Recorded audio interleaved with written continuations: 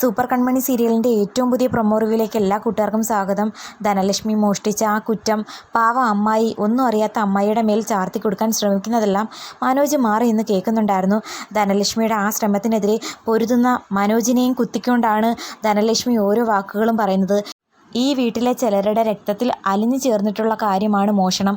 അതുകൊണ്ട് അവരെ തെറ്റിദ്ധരിക്കുന്നതിൽ ആരും കുറ്റമൊന്നും പറയണ്ട എന്ന് പറയുമ്പോൾ മനോജ് ആണെങ്കിൽ അതിനെ തക്ക മറുപടി കൊടുത്ത് എതിർത്ത് നിൽക്കുന്നുണ്ട്. അപ്പോൾ അമ്മായിയുടെ വിഷമവും സങ്കടവും ഒക്കെ പറയുന്നത് കേട്ടിട്ട് മനോജ് അമ്മായിയോട് പറയുന്നുണ്ട്, അമ്മായിയുടെ ഫീലിങ്സൊക്കെ എനിക്ക് മനസ്സിലാകുന്നു.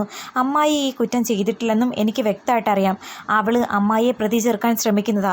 പിന്നെ അമ്മായിയുടെ ഒരുപാട് സങ്കടങ്ങളൊന്നും കേൾക്കാനുള്ള മാനസികാവസ്ഥ ഇപ്പം എനിക്കില്ല. ഒന്നാമത് മനസ്സ് തകർന്നു നിൽക്കുക. എൻ്റെ പിന്നാലെ നടന്ന് എന്നെ ടോർച്ചർ ചെയ്യുക ആ ധനലക്ഷ്മി എന്ന് പറയുമ്പോൾ അമ്മായി പറയുന്നു, എനിക്കറിയാം മോനെ, എന്തായാലും നീ വിഷമിക്കേണ്ട എന്ന് പറയുമ്പോൾ ധനലക്ഷ്മി ആണെങ്കിൽ തൻ്റെ പ്ലാൻ പൊളിഞ്ഞു എന്നുള്ള ടെൻഷനിൽ ഇങ്ങനെ അങ്ങോട്ടും ഇങ്ങോട്ടും വിഷമിച്ച് നടക്കുക. ഏത് വഴിക്ക് പോയാലും എല്ലാവരും ധനലക്ഷ്മി മാത്രം മോഷണക്കാരിയായിട്ട് കണക്കാക്കുന്നോ എന്നൊരു സംശയമാണ് പുള്ളിക്കാരി അലട്ടുന്നത്. കൺമണിയാണെങ്കിൽ സൂപ്പറായിട്ട് ഡിസൈൻ വരച്ച് അത് മാനസയെയും കൃഷിൻ്റെ കൂട്ടുകാരനെ കാണിക്കുന്നുണ്ട്. അവർക്ക് രണ്ടുപേർക്കും ഒരുപോലെ ഇഷ്ടപ്പെടുന്നു. അപ്പോൾ കൺമണി പറയുന്നു, നിങ്ങൾ മാത്രം ഡിസൈഡ് ചെയ്യണമെന്നില്ല.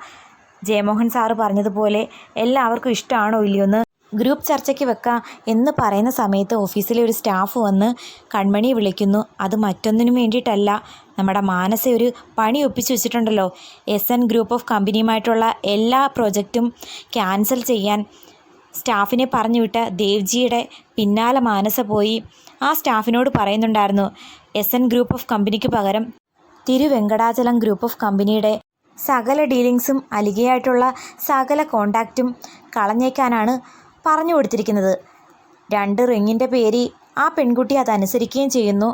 സ്റ്റാഫിനൊരു പ്രശ്നവും വരാതെ താൻ നോക്കിക്കോളാമെന്ന് മാനസ മേഡത്തിൻ്റെ ആ വാക്ക് വിശ്വസിച്ചാണ് പെൺകുട്ടി അതിനെല്ലാം കൂട്ടു നിൽക്കുന്നതും. എന്തൊക്കെ പറഞ്ഞാലും മാനസയുടെ ഈ ചതി ആരും അറിയുന്നില്ല. കൃഷിനെയും ബലരാമനെയും എങ്ങനെയെങ്കിലും തെറ്റിപ്പിരിക്കുക എന്ന ലക്ഷ്യത്തോടെ അവൾ ചെയ്യുന്ന പ്ലാൻ ഏകദേശം വിജയം കാണാൻ തുടങ്ങിയിരിക്കുന്നു. മാനസയാണ് ഇതിൻ്റെ പിന്നിൽ നിന്നുള്ള കാര്യം ആർക്കും അറിയില്ല.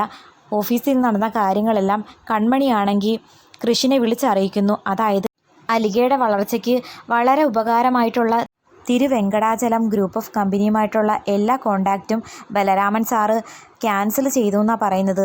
ഇതിൻ്റെ പിന്നിൽ എന്തോ ഒരു ചതിയുണ്ട്, അതെന്തായാലും കണ്ടുപിടിക്കണം എന്ന് കൃഷി പറഞ്ഞ് ഇത് നേരെ ബലരാമനോട് ചോദിക്കാനാണ് ചെല്ലുന്നുണ്ട്. എന്തായാലും നമ്മുടെ ബലരാമൻ പറയാൻ പോകുന്നത് അയാൾ ഈ കാര്യങ്ങളൊന്നും അറിഞ്ഞ കാര്യമല്ലല്ലോ. മാനസയുടെ ചതിയാണെന്നുള്ളത് ആർക്കും വ്യക്തമായിട്ട് മനസ്സിലാകുന്നുമില്ല. കാരണം മാനസ നല്ല പിള്ളയായല്ലോ. അപ്പോൾ കൃഷി ബലരാമനോട് ചൂടായി സംസാരിക്കുന്നത് കണ്ടിട്ട് മിക്കവാറും നമ്മുടെ സുജി ഇടപെടാനുള്ള എല്ലാ സാധ്യതയുണ്ട്. സുജിയാണെങ്കിൽ ഉറപ്പായിട്ടും കൃഷിനെ കുറ്റപ്പെടുത്തി ബലരാമന് സപ്പോർട്ട് നിന്നേ സംസാരിക്കൂ.